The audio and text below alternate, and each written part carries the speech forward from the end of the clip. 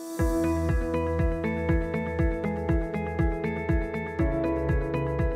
lasers on your 112 will eventually need realigned, just simply due to the vibration of the head carriage moving up and down the V-track for hours at a time.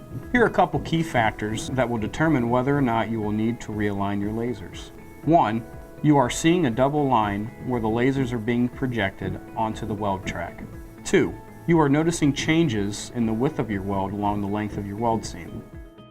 You're going to need the following items in order to realign your lasers. 1. 2-inch masking tape. 2. A fine tip permanent marker. 3. A 1-inch silicone weld roller. 4. A 3/16 Allen wrench. 5. A ladder or a step stool. Take the 2-inch masking tape and tear off strips about as wide as your weld track and place them across the weld track about 12 inches apart. You will need to place them from the beginning of the weld track to the end of the weld track.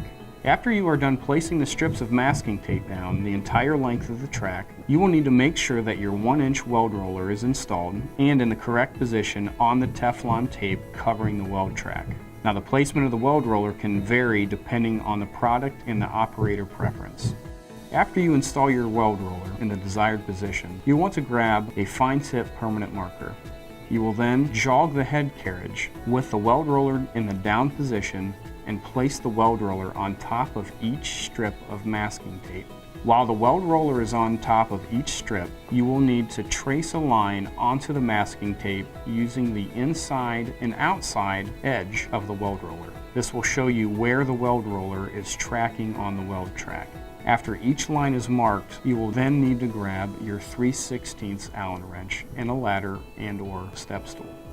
There are 2 bolts that are located on the top and side of the laser mounts. You will use your 3/16 Allen wrench and slightly loosen the bolts on the top and side of your laser mounts. You'll want to adjust the laser lines so that they line up on top of the marks made on the strip of masking tape. You will need to repeat this process down the entire length of the machine until there are no double lines and all the laser lines match up on the top of the marks made on each strip of masking tape. After the lasers are aligned and straight on the weld track, you can now bring the head carriage back to the home position and take off the strips of masking tape. You'll want to then run a test weld to confirm that your welds are straight and 1 inch in width.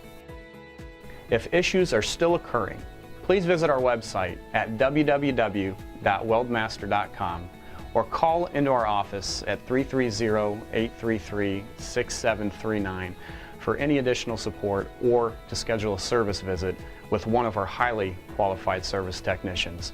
Again, thank you so much for tuning in, and thank you for choosing Miller Weldmaster for all of your welding needs.